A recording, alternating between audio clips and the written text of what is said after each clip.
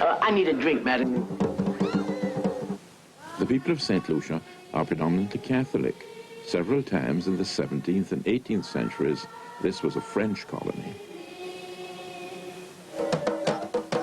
But the Kelly cult never completely disappeared. Today it exists as a relic of the old world few St. Lucians really understand.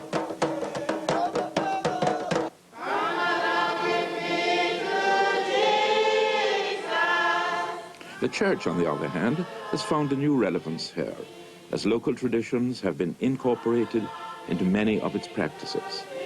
Sunday Mass at Roseau, like the great mural behind the altar, is a modern amalgam of different influences. The service is partly in English, partly in French.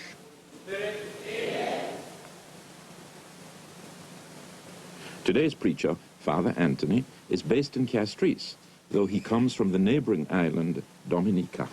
Mes frères et sœurs, bon matin, les gens qui viennent ici, moi, je suis deux, trois personnes sur le chemin. Avant moi, je suis les autres personnes qui sont sortis. Although the official language is English, he preaches in patois, the French Creole, as it is the only language which many of these country people are rarely at home. Yo pas mêlé si on y pour marcher quantité liée. Yo kay marcher. Et puis jodi a si yo pas aller Jacmel point ça bon Dieu ni pour yo Jacmel là. Yo pas kay ça continuer pour semaine là quand tu es. Et moi dis entier moi eh bien oui, nous ni la foi en simplicité, nous ni confiance. We have to face the fact that when we talk in culture, we better admit that there's always a measure of manipulation.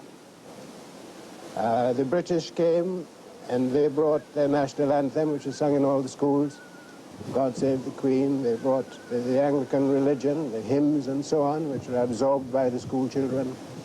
And the Roman Catholics brought theirs. This religion is laid down, call it Christianity. That's one influence.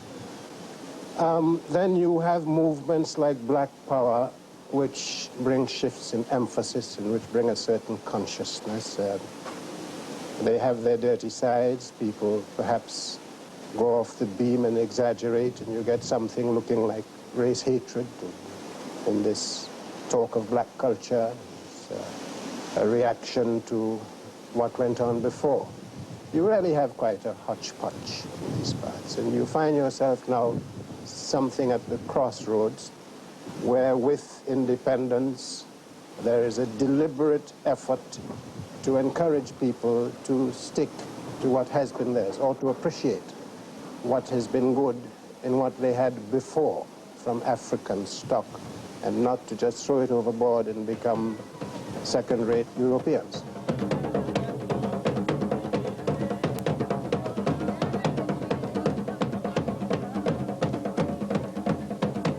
Few young people take part in the Kelly dancing, but they do watch the older folk enjoying themselves. The Kelly can be traced back to the Shango cult of spirit worship in West Africa. As this ancient tradition is reinterpreted here, many country people are in two minds. There's a fascination in preserving their old customs, but it's mixed up with a desire to develop and leave such things behind.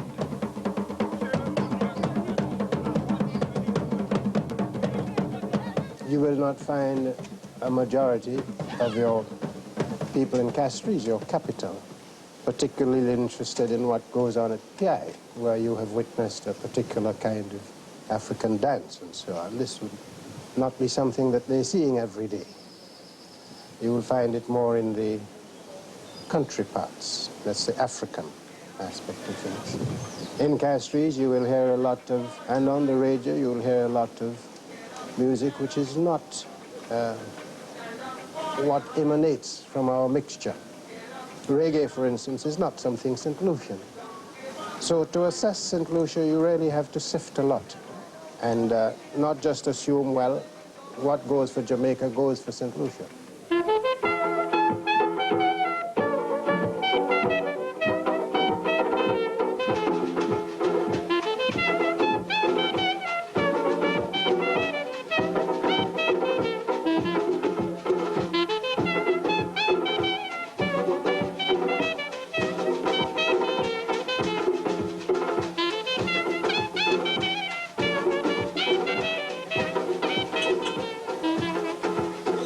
most of our people, particularly in the islands of St. Lucia and Dominica, they speak the French patois, the Creole. And as ministers of the gospel, for several years we were not allowed to communicate through this medium. And so the people have been losing quite a bit. Now, since the Vatican II, things have changed, and the church is allowed to use the vernacular and even forms of culture which hitherto had not been allowed, such as dancing, drumming, and folk songs, etc. So in this respect, I'm happy because the people are able to express their innate feeling of religion in a way which makes them feel at home in church.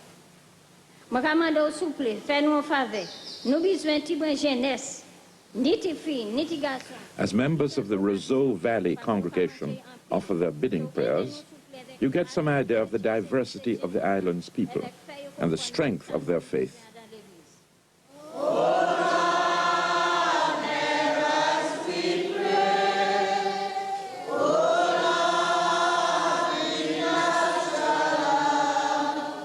Pleasant pain, Lord, I will be done. I take thee for my sins.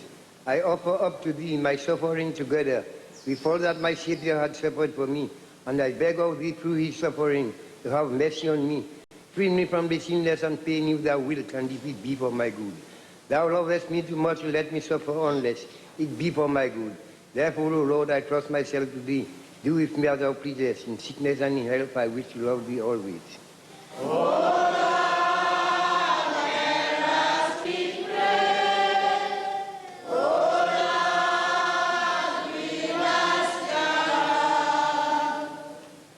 Papa, nous voulons pas dire la jeunesse. Il y a un pile de jeunesse qui pède. Moi, je veux mener nous toute vie un peu ici aujourd'hui. While churches in England may have lost their congregations, St. Lucia's churches have always been full of enthusiastic worshippers. One active member of the church at Babonneau is Mr. Noah Delaire. Though he's nearly 80, he's still a successful farmer. He's also an ardent devotee of the Kelly cult, of which he's the only living high priest. The Kelly ceremony centers on the box of so-called thunderstones, which are in fact hand axes dating from the Amerindians. In the Kelly, the spirits are propitiated with the blood of a sheep, a notion of sacrifice that some of the cultists refer back to the Old Testament.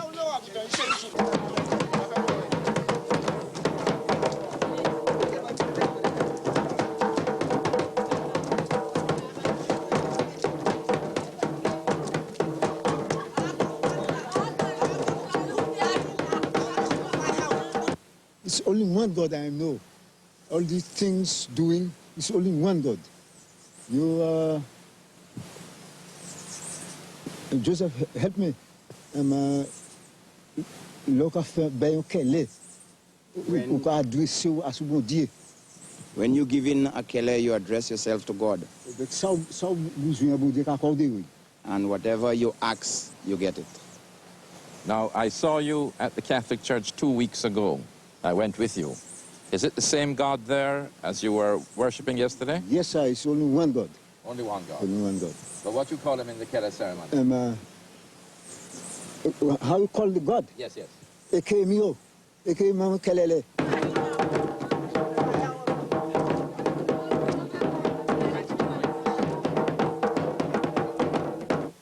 My grandmother born in Africa. My grandfather born in Africa. They bring it here in slave. And my father born here.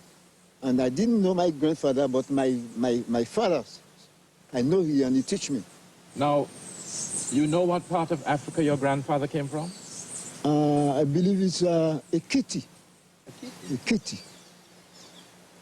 The church does not label automatically a particular dance or forms of culture as pagan if it is related to the Supreme Lord and Master. For instance, when Christianity first started, most of the forms of ceremonies, were pagan, but they were Christianized because they were used for the worship of the one true and only God. And therefore the same thing pertains even today. Even though forms of dances have been used by non-Christians, and they are now used in Christian worship with certain modifications, then the church, although she uses those, but she does so very cautiously in order not to offend people's feelings or certain norms of the society or patterns of behavior.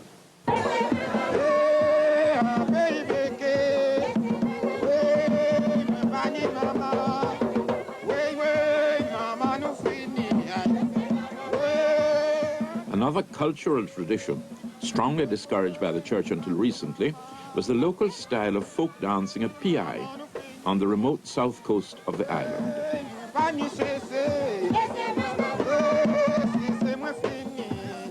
It's led by the master drummer, Mr. Leonard John.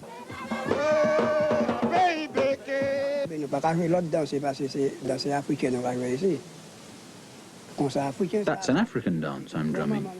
Whenever we have dances, that's the kind of music we play. We don't play any other music here except African music. The Africans came from the land of my mother's grandmother, or my mother's great-grandfather. So these people came to live here, and they had children here, and kept the same kind of dance that my ancestors had brought over. When I was born, I kept on with the same African dance.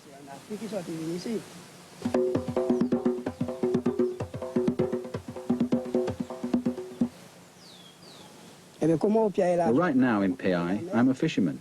It is only when I get a chance that I drum for people. They pay me a little something. I also grow a little garden, and that's the kind of thing I do.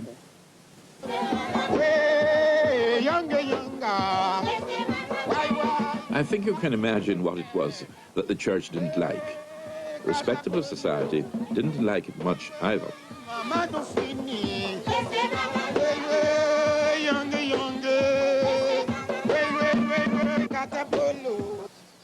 Now, Mr. Leonard, what is your religion? Religion is Catholic. Catholic na servi. And you don't have any African religion here? No. Not at all? Not at all. But the church has always included some individuals who have promoted local culture. It was a French priest who commissioned the mural from the local artist, Dunstan Saint-Omer. The effect combines the unmistakable flavor of Italy with an experience of St. Lucia.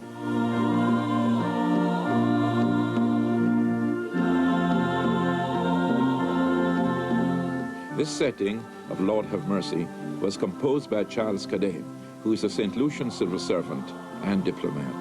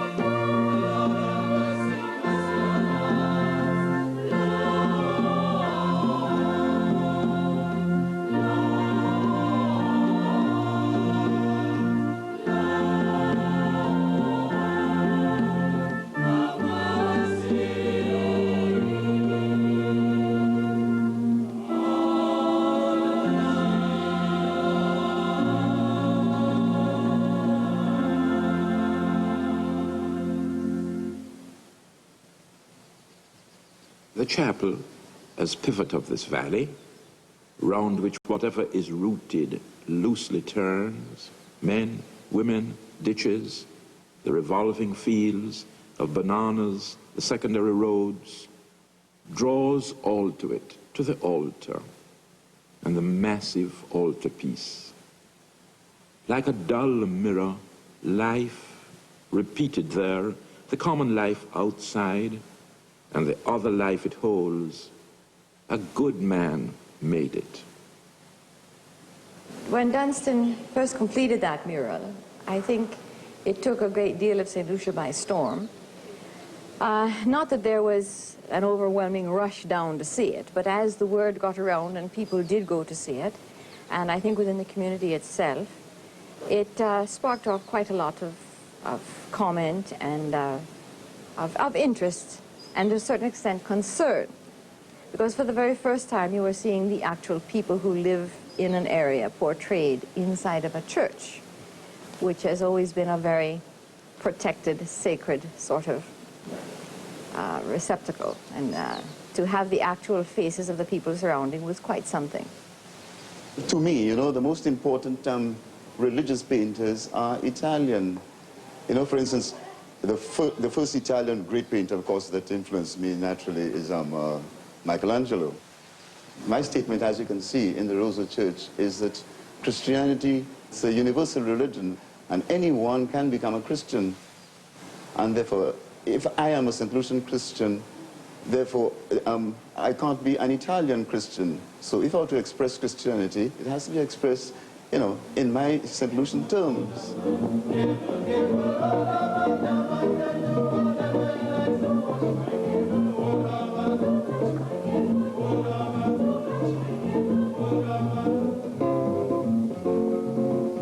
He's replicated that elsewhere now.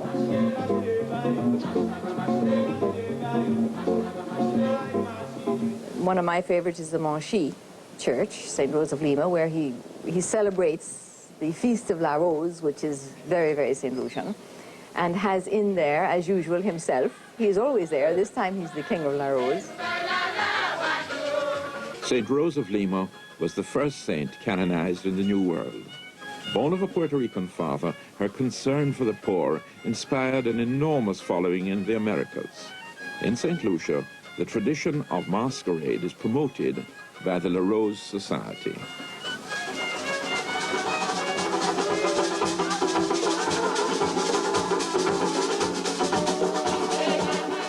In historical times, everyone in St. Lucia was a Rose or a Marguerite. The Rose is almost a way of life with its costumes and songs, dances and ceremonies.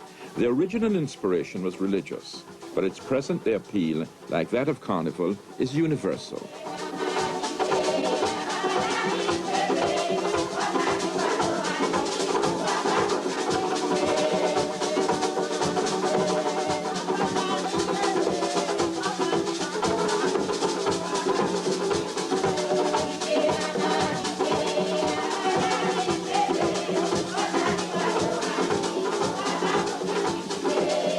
In the beginning, how could the people love themselves and know themselves and respect themselves if they're worshipping a white god and the people are black? You know what I mean?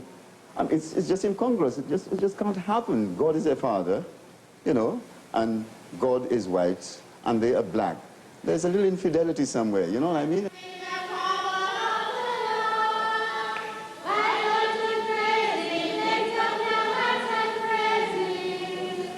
I think most of us regard the rural areas as being the bastion of what we traditionally call St. Lucian. And there is a very real fear that the young people may not be learning or making it a point to learn the traditions. In very recent weeks, I've been reassured that the young people are very much concerned and are retaining the traditions. And there are more and more youth groups and this sort of thing growing up in the countryside and making it a point to get the oldsters in to teach them the music and play the violin while they learn the dances and this sort of thing. So that, you know, I'm not as fearful as I was a few years ago about us losing some of the heritage.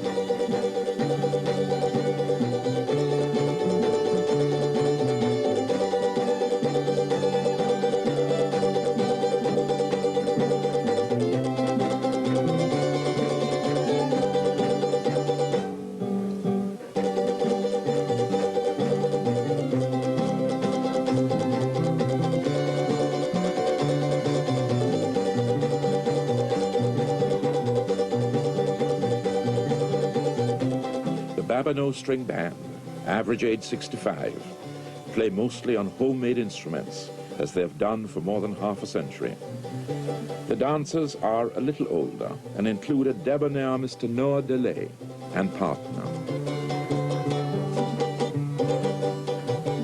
The gavotte, polka, quadrille, waltz, these people have decorated the dances of Europe with their own traditions of dignity and style.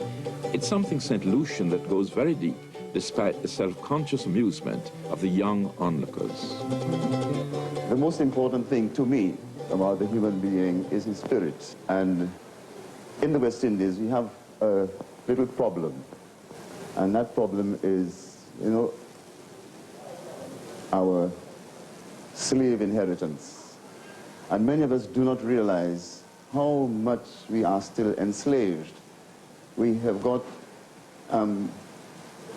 we've got independence, political independence and all that sort of thing, but we are not sure that we have intellectual independence.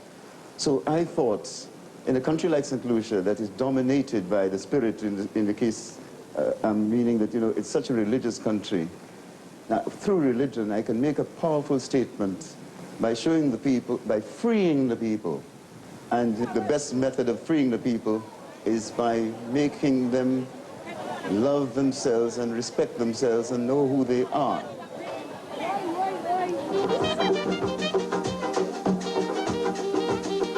Several different artists have succeeded in drawing on the whole St. Lucian experience. The jazz musician, Luther Francois, celebrates by fusing a modern idiom with an old folk tradition.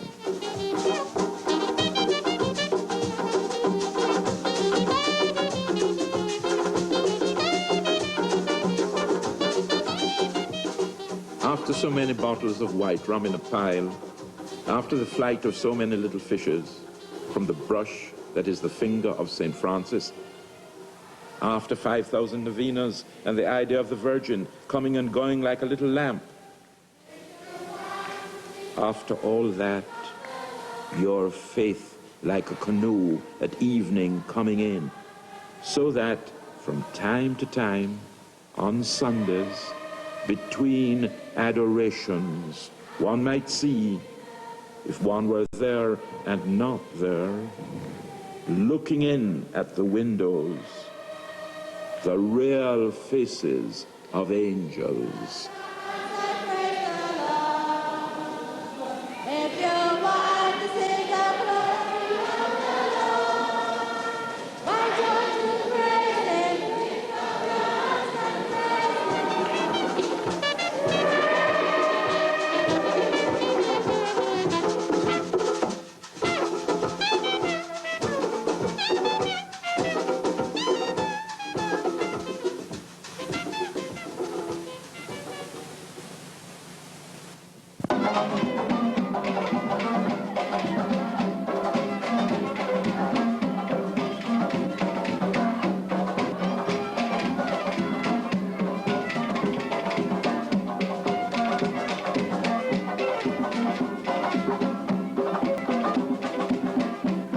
Stretching far away into the distance is a broad river valley planted with bananas. They're St. Lucia's most important crop and are grown in many parts of the island. Bananas are harvested weekly throughout the year for export to Britain. Preparations for the weekly harvest begin when the banana growers hear an announcement echoing across the countryside.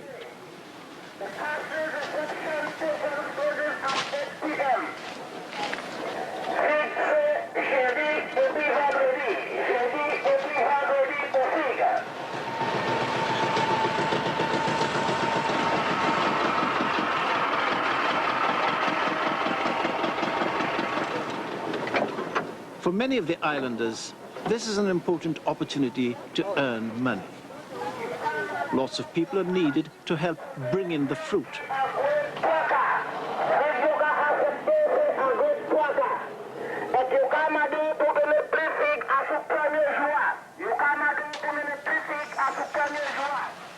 Bananas grow in bunches and are cut when they are green.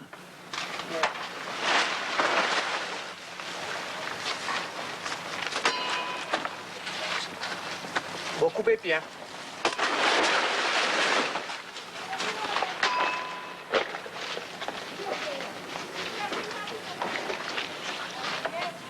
Here the bunches are carried to a mobile packing station.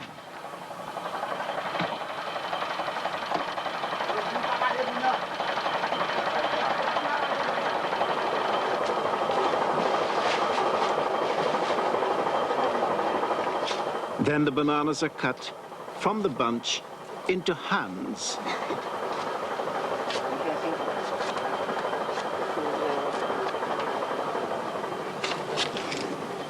To be accepted, the fruit must be at just the right stage of growth, unmarked and undamaged. The accepted bunches are packed carefully, straight into a box, ready to be sent to Britain.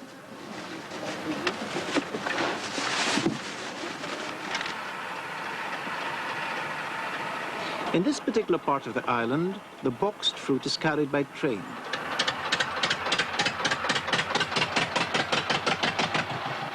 The railway was originally built to carry sugarcane, which grew here some years ago. On the island, bananas are grown on huge plantations, which cover entire valleys, the flat and most fertile land on the island. Bananas are also grown on the slopes of the valleys and the hills by hundreds of farmers who either rent or own the land.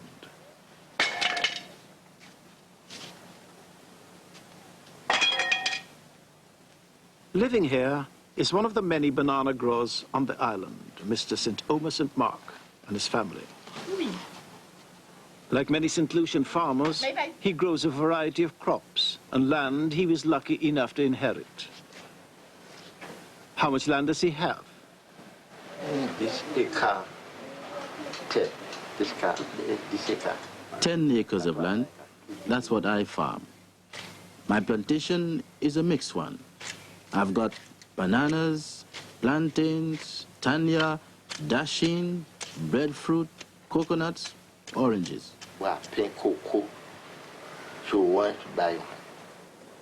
His main crop is bananas. He depends on them for his livelihood.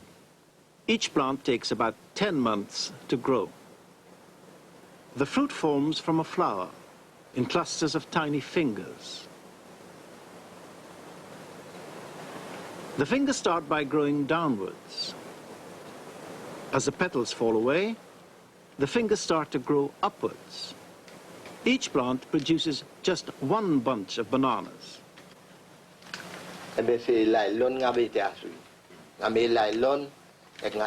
As soon as the last hand appears, you take all the dead flowers off the ends of the bananas.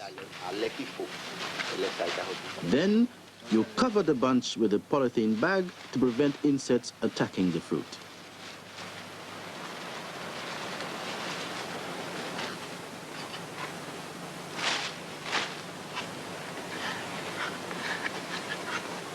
To ensure there's always fruit for the weekly harvest, the farmer has plants in all stages of growth.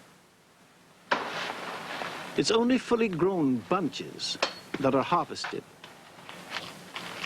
It's a busy time on the island, and for the farmers, it often involves the whole family.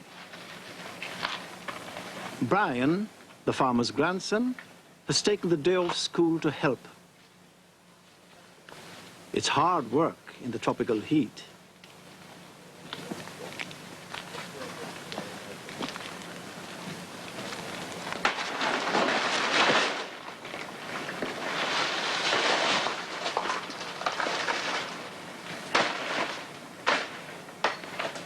Not all the family are working in the fields. In the farmhouse kitchen, which is separate from the other building, the farmer's wife, Mrs. St. Mark, is busy preparing a meal for all the helpers.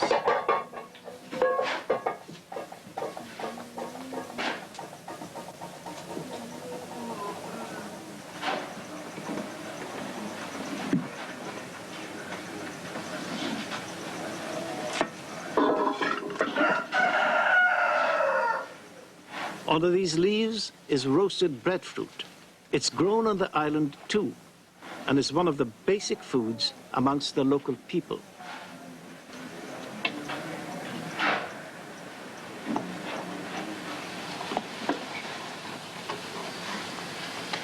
The heavy bunches are carried to a boxing plant built by Mr. St. Mark himself.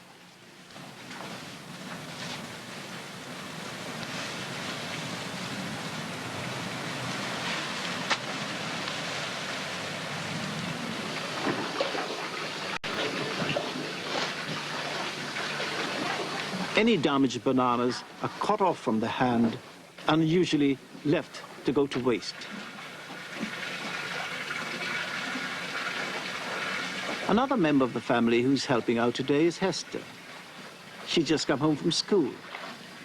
She's dipping them in a special solution which stops the sap oozing out of the cut end.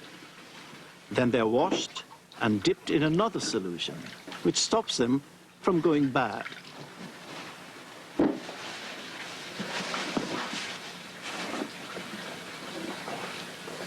The packing is designed to protect fruit on the long journey to Britain. The farmer's livelihood depends on these boxes. They must be handled with great care.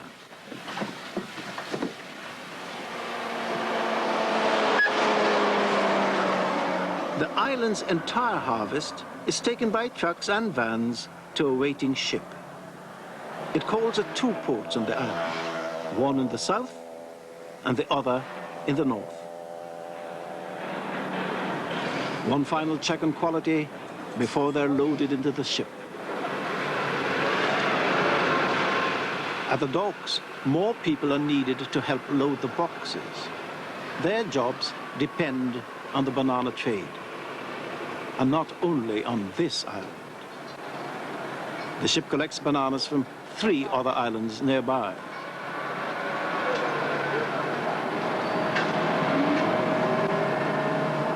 Once they're cut from the stem, the bananas must be inside this specially refrigerated hold within 24 hours.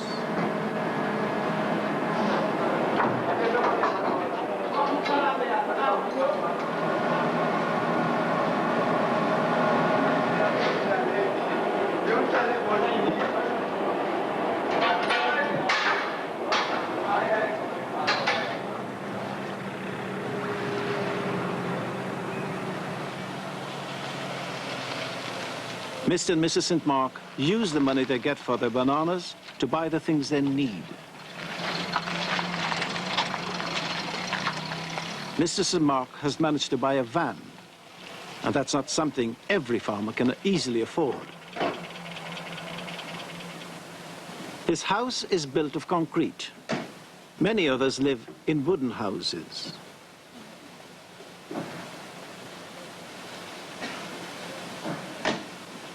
Mrs. St. Mark buys the weekly shopping in a supermarket in St. Lucia's capital, Castries.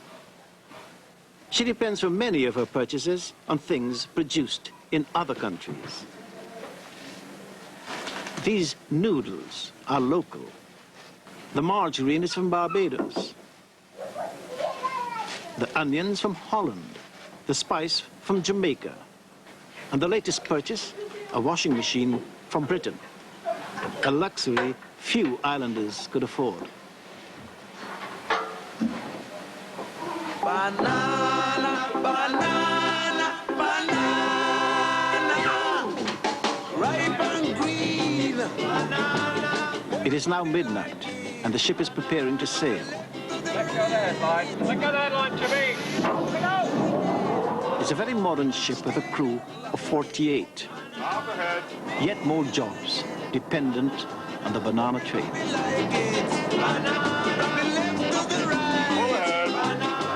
Shipping is an expensive business.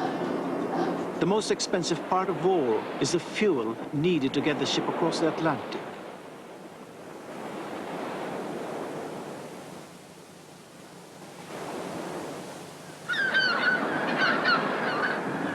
As soon as a ship reaches Britain, the job of unloading begins. Here too, there are people whose jobs depend on the banana chain. More jobs, more expense.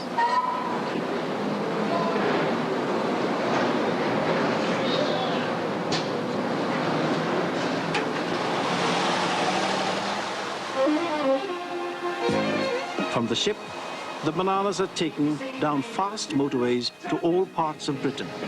And we've just heard that rain and high winds are making driving conditions difficult on many motorways, particularly for high-sided vehicles. There's been an accident on the... By supplying it from Britain, we can help the farmer to produce an even better crop. It's a way of helping each other.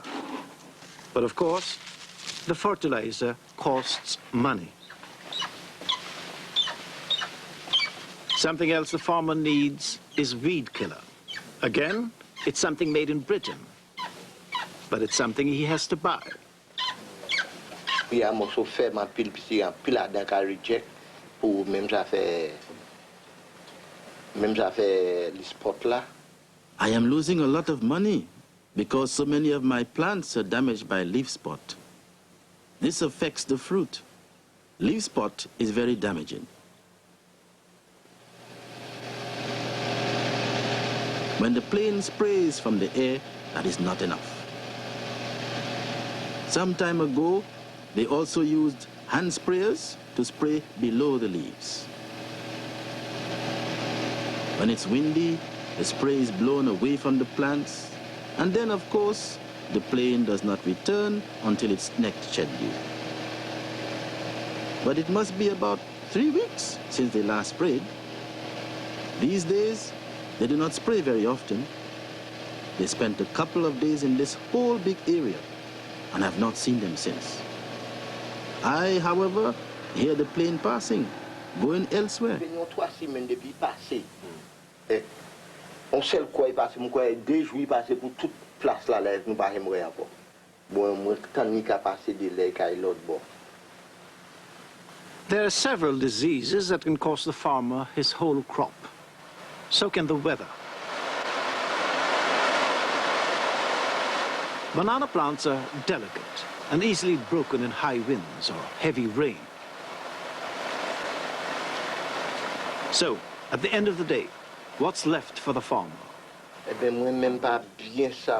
I don't really know, but I understand that we are only going to receive about 4 pence per pound now. Does it mean he was getting more money for his bananas last month? Well, last month I was getting nearly 5 pence per pound. Anybody like to give me 65? That's £3.5 and the best bananas. There we are, they're 20 pence a pound there. I'll take 65, that's £3.5 there. But it's not only the price the farmer worries about. You all broke today or what? Not everyone wants to buy bananas. They are not essential.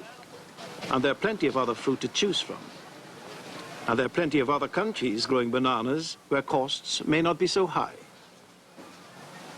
What would happen if St. Lucian farmers like Mr. St. Mark were unable to export bananas anymore?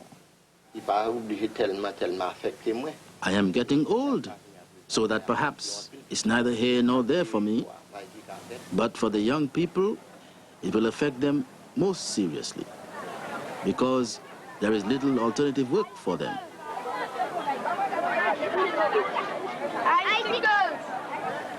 We only have work on an American oil terminal at present. There aren't so many coconuts growing on the island like there was some time ago. Quite a few of the coconut trees were destroyed by a hurricane. We plant food crops, as we are told, but there is little sale for them.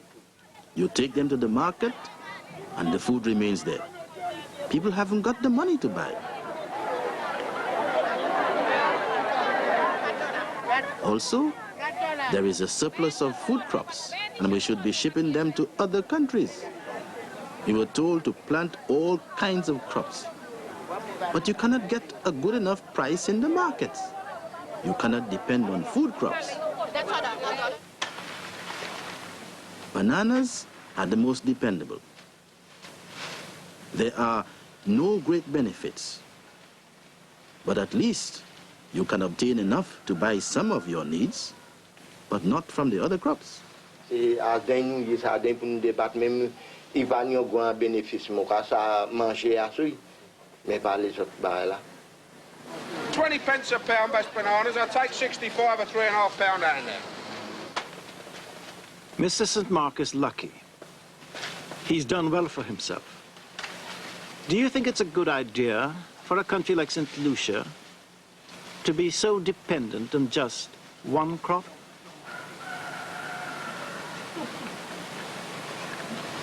Best bananas there, 20 pence a pound. Anybody want to give me 65, that one, £3.5?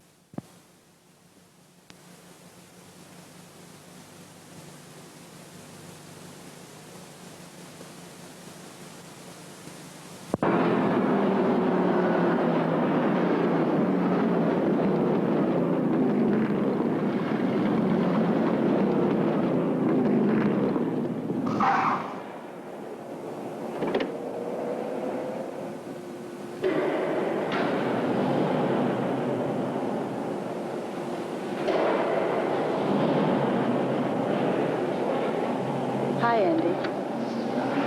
Something I can get for you? Your sister.